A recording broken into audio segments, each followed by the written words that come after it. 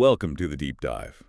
Today we are jumping into just an extensive and deeply human conversation. It's a real whirlwind. It is. It's a tour through American rock history, self-inflicted personal crises, some miraculous health survival stories, and honestly, some really sharp cultural commentary you just don't see coming. Yeah, our mission here is to really unpack the story of a life lived, relentlessly in the public eye.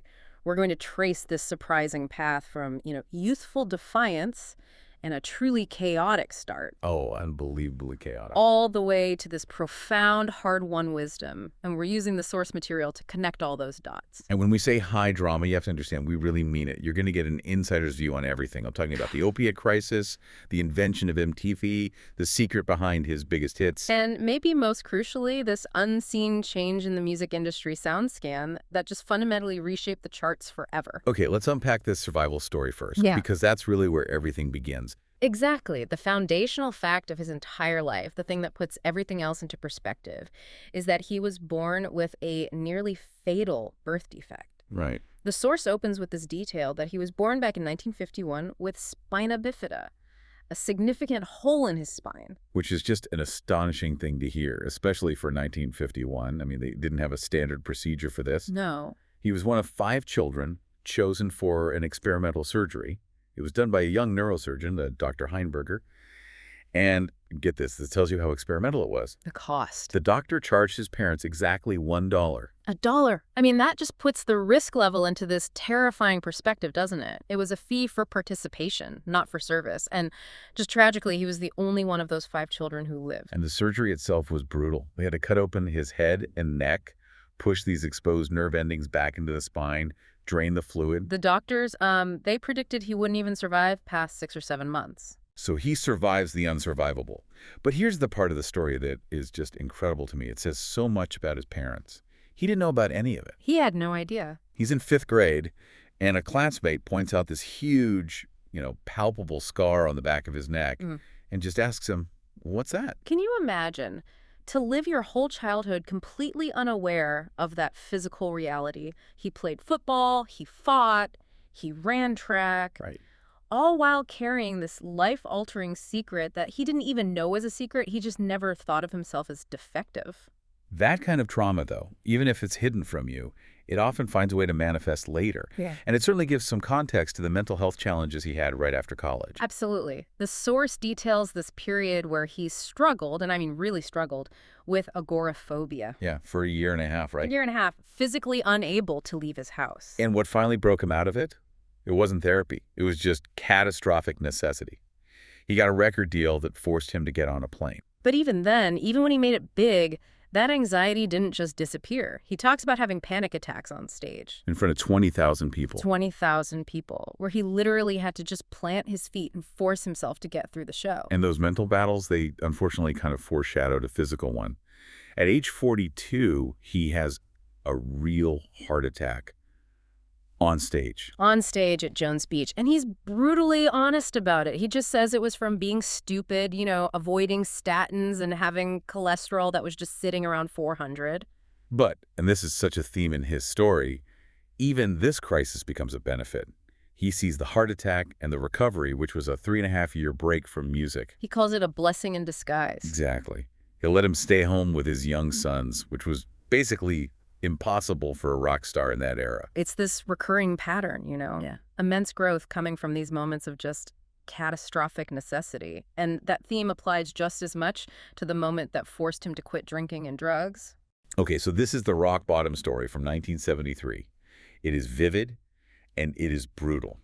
He's 21. Yeah. His life is just drinking whiskey, smoking, and fighting. And the turning point is this one night where he gets drunk and, as he puts it, he spits on a big guy. Not a good move. Not a good move. The big guy proceeds to beat him severely. He said he was left in the alley like a wet rag. But the night wasn't even over yet. No, it actually got worse. Right after the beating, he falls out of a moving Ford Pinto. His long hair gets caught in the door mechanism. Wraps around it, tears it off. He wakes up the next morning, quote, unrecognizable from the beating, from the road rash. And that was it. He looked in the mirror, and that was the flashpoint. He quit everything. Just cold turkey. Immediately. drugs, alcohol, smoking. It just Yeah. shows this powerful, if chaotic, capacity for absolute transformation. So moving on to his earliest days in music, which, I mean, they were just as chaotic, but they really showed us talent. He started his first band at 11. At 11. And by 14, he was just incredibly sophisticated for his age. He's playing in bars with the crepe soul, splitting vocals. Making out with 18 and 19-year-old girls, he says. And he was the best-dressed kid in school, apparently. That whole early hustle, it gave him this unique perspective. Like, he talks about owning an illegal tattoo parlor in Indiana in the mid-'80s. Right, which failed because the artist was a heroin addict. And he uses that specific story to draw this really sharp cultural contrast. And this is crucial for you, the listener, today. He emphasizes how rare it was to even know a heroin addict back then. He knew one guy that had a friend who did heroin. That's it. Right. And he contrasts that with today's off-the-charts opiate addiction. And he places the blame squarely on the Sackler family and the pharmaceutical industry. It's a really stark comparison. But back to his career. He actually got a degree in broadcasting technology, which seems pretty sensible. His professional gigs, though, were anything but. Volatile is an understatement. His band, the Mason Brothers, it ended when the bass player, Dave, The band leader, right, fell off a riverboat big into the Ohio River because he was drunk. I mean, you can't make this stuff up. That's the end of the band. And after that, he travels to New York for a meeting, and the agoraphobia comes roaring back. New York in the early 70s was a rough place. And he was just paralyzed by it. So afraid he wouldn't leave his hotel room for 2 days. And that leads right into the professional hurdle that he hated the most. The name. The imposed identity. He gets dropped by MCA for yelling at an executive. Then he gets a new manager, Tony DeFries. And DeFries forces the name Johnny Cougar on him. He used David Bowie changing his name as the excuse. Which he hated. Absolutely despised. And the critics were just brutal, calling him so American, a fucking hillbilly. So why did he have to put up with it for so long? What made that name so sticky? It just speaks to the incredible power that managers and labels had back then. You know, he was successful enough for the radio, but not powerful enough to dictate his own brand. The hillbilly thing was just a way to dismiss him. He was trapped until he became, undeniable. And speaking of undeniable, the way his biggest hits were created is just bizarre. He got his first record deal without ever having written a single song. Right. He was just a cover singer in bars. That's all he did. So when he was forced to write, his philosophy was just keep it simple, stupid. He wrote Hurts So Good in the shower. But the record company hated it. They hated that simplicity. They rejected Jack and Diane, Hurts So Good, and Hand to Hold On To. They said they were too rough and too raw. It's just unbelievable. The songs that defined a generation were almost thrown in the trash because they weren't polished enough. And the unique thing that made Jack and Diane a classic caused huge fights. The drummer kept speeding up, so they borrowed a prototype drum machine from the Bee Gees, who were just using it for timing. And when they tried to take the drum machine out, the song fell apart. It sounded terrible. They had to leave it in, and the record company, he says, hated that fucking sound. But that weird, choppy beat is what made the song. It's that accidental genius that really defines so much of rock history.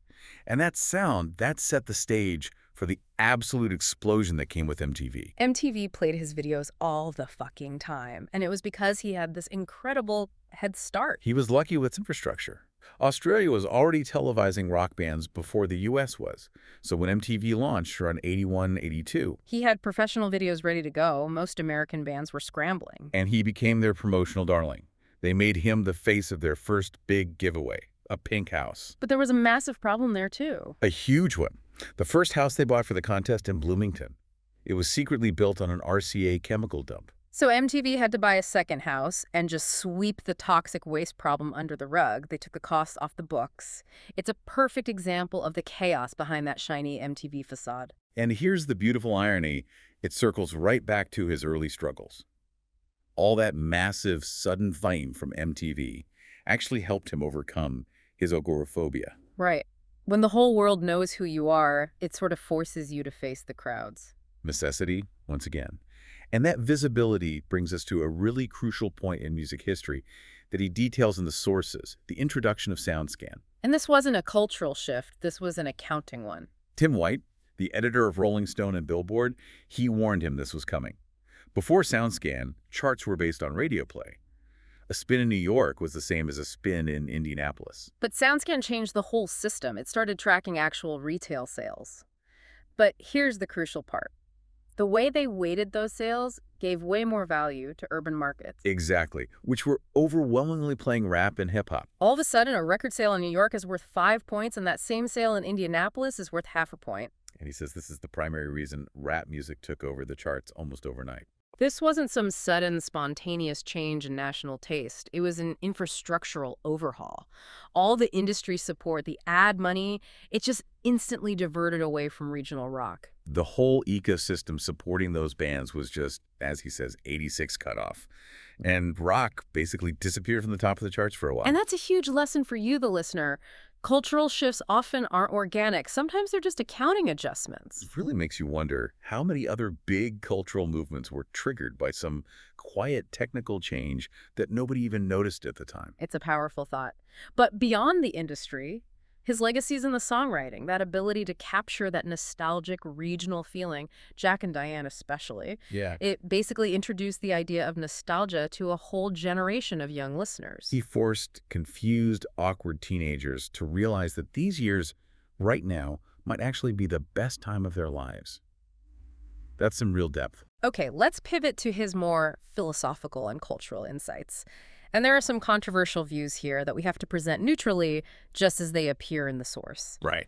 So on history, he presents this view that the Civil War was fought primarily over ports, Savannah versus Boston in New York, and that slavery was just used as an excuse to rally support. Now, we have to be clear.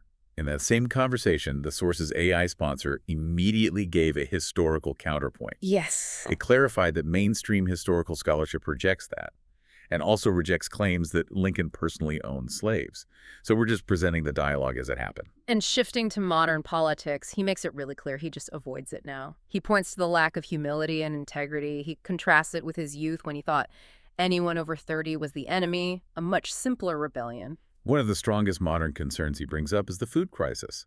He talks about a top New York doctor. Yeah, and this doctor told him he would put the entire U.S. on metformin and a statin. Because, in the doctor's words, the fucking food we eat is terrible. It's all processed. And he has these startling anecdotes to back it up. An ice cream sandwich that sits out for 3 hours and just doesn't melt. Or that famous example of a quarter pounder that can sit on a shelf for 30 years and look fine.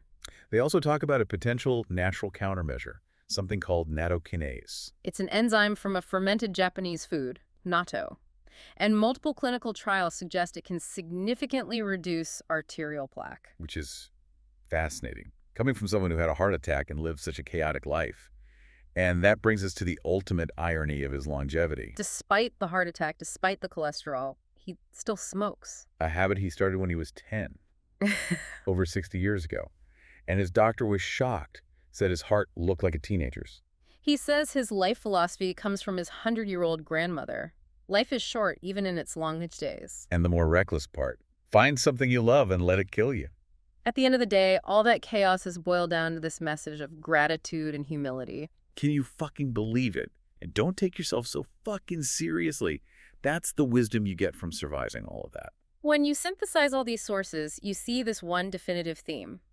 Luck, success, growth. It all came disguised as catastrophic necessity. He was forced to write songs after he got a record deal. The glare of MTV forced him to conquer his anxiety.